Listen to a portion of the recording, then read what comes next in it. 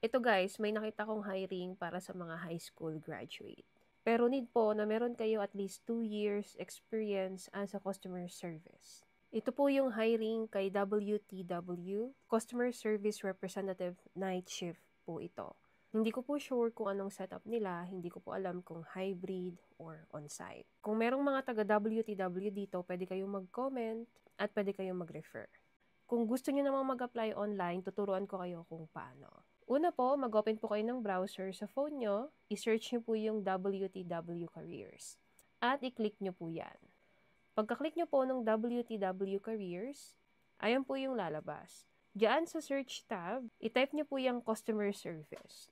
Pagka-type nyo po ng customer service, scroll down lang po kayo, makikita nyo po dun yung customer service hiring po ni WTW. At muli po, kung meron mga taga-WTW dito na willing mag-refer, pwede po kayong mag-comment.